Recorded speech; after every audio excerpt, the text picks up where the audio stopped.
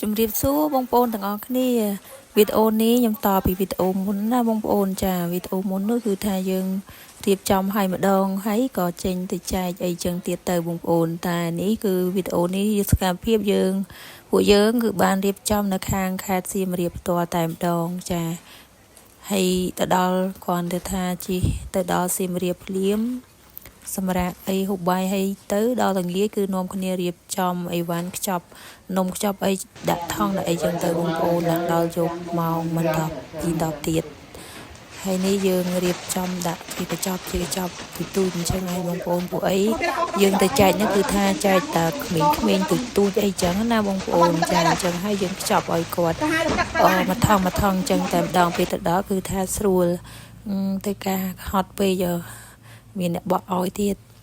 ចានិយាយទៅទាំងមានទាំងក្នុងទាំងក្រៅ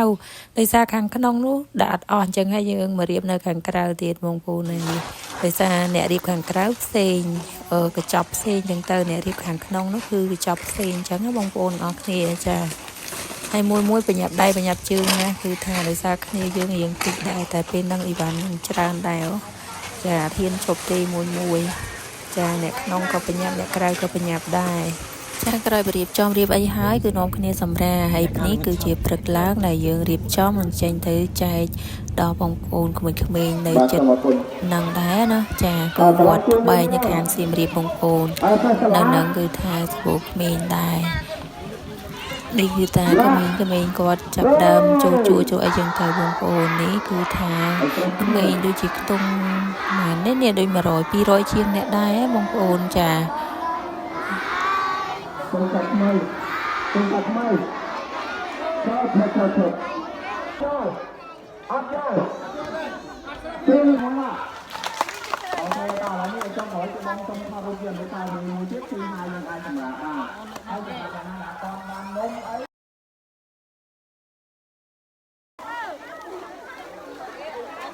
អូខេពេលយើងសុំកាត់តាមហ្នឹងតិចមក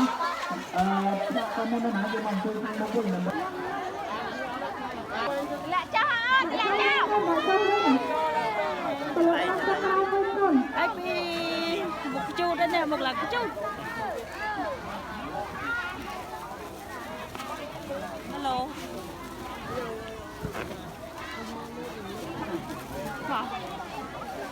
oh wow ai pi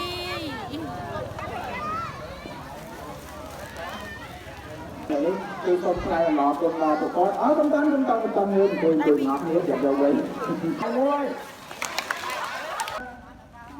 bỏ ông ai kia dùng tay nhẹ chứ ngay nhẹ nhà mình chứ ngay bộ nhóm tra cả tạ gì mà bắt làm bay mơ nhẹ năm cái là bỏ ông tra ông lấy làm bay to làm tao bây giờ ngay bây giờ để nhà mình đừng ngại đặt đa luôn đây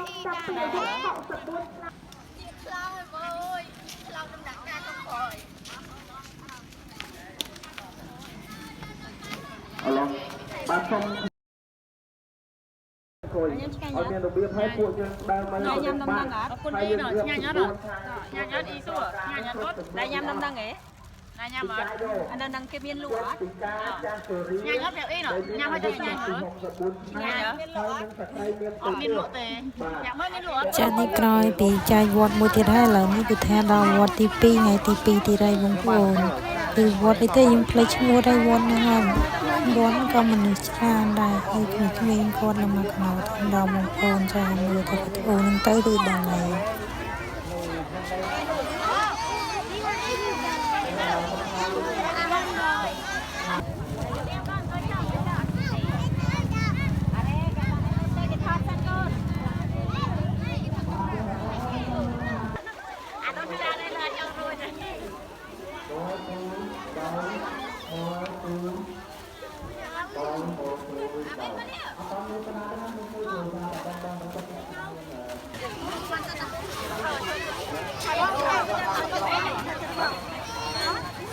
nôm má này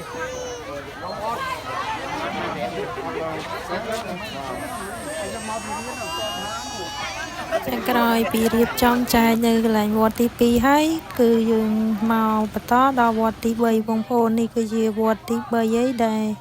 ពួកយើងបានទៅចែកអញ្ចឹងណាបងប្អូនចាវ วดនេះអត់សូវមានបងប្អូនដែលគាត់ភាសឹកមកស្នាក់នៅទេព្រោះអីរៀងដាច់ស្រយាលដែរអញ្ចឹងណាបងប្អូនវត្តហ្នឹងឡើងជាប់ជើងភ្នំតែម្ដងហើយនេះគឺថាប្រហែលជា50គ្រួសារជាងទេនៅវត្តហ្នឹងតិចជាងគេហើយតែពួកខ្ញុំទៅចែកអញ្ចឹងណាវត្តផ្សេងៗសុទ្ធតែមនុស្សច្រើនតែម្ដងពួកឯវត្តនេះមើលទៅរៀងដាច់ស្រយាលស្ងាត់អញ្ចឹងទៅប្រហែលជាពួកគាត់អត់សូវមកអត់សូវដឹងអីចឹងដឹងចាព្រោះពេលនោះខ្ញុំទៅអត់សូវមានមនុស្សហើយ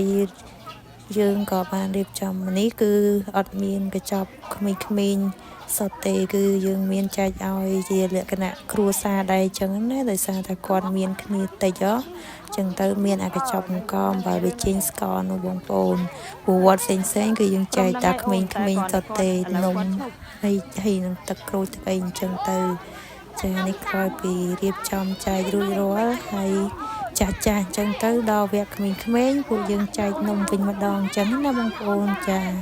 ដោយសារមនុស្សតិចអញ្ចឹងទៅគឺស្រួលចែកទេហើយខ្ញុំកាន់កាមេរ៉ាមុខឡើងស្អុយប៉ែអត់ឃើញកូនគាត់ធ្វើ style សោះហើយនេះពួកគាត់ក្មេងៗនេះសិតតែថ្នាក់ទី3ទី4ទី6ទី9ទីអីចឹងណាបងប្អូនហើយមកហ្នឹងគឺពេលហ្នឹងគឺគាត់បានរៀនបានអីទេព្រោះសារមានសាលានៅចិត្តដែរអញ្ចឹងទៅគឺអត់បានរៀនបានសូត្រអីទេចារៀនណាទីមែនទី9នៅនេះបានរៀនទេនៅហ្នឹង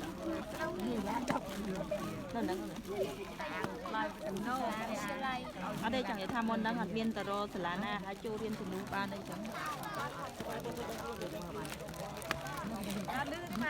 ទៅតែរៀនទាំងអស់ហ្នឹងហើយចង់និយាយយើងកូនទូនេះគាត់ដំបូងខ្ញុំថតគាត់ចង់ថតឯដល់ពេលខ្ញុំថតកូនស្រីនេះយូរទៅគាត់ថាអ៊ីថតខ្ញុំផងអីចឹងទៅហើយនេះគឺវត្តទី4ដែលយើងទៅចែកថ្ងៃទី2នឹងដែរបងប្អូនថ្ងៃទី1គឺថាបានតែមកវត្តទេគឺវត្តស្រីស្នំបងប្អូនហើយទៅមនុស្សច្រើនមែនតើដល់វត្តថ្ងៃទី2នេះយើងទៅបានច្រើនវត្តមែនតើព្រោះអីមានអីវ៉ាន់ច្រើនកញ្ចប់ហើយឥឡូវគឺវត្តនេះគឺជាវត្តដែលចុងក្រោយគេដែលពួកខ្ញុំបានទៅចែកហើយវត្តហ្នឹងក៏នៅរៀងឆ្ងាយពីក្រុងដែរបងប្អូនចាហើយវត្តហ្នឹងក៏គ្រួសារតិចដែរគឺប្រហែលជា30-40គ្រួសារទេហើយក្មេងៗមានកាន់តែតិចទៀតចាហើយចែកទៅនៅសល់អីចឹងទៅខ្ញុំក៏ឲ្យគាត់ថែមអីចឹងតែគាត់អត់ចង់យកទេហើយវីដេអូនេះក៏មានតែប៉ុណ្្នឹងដែរបងប្អូនជម្រាបលា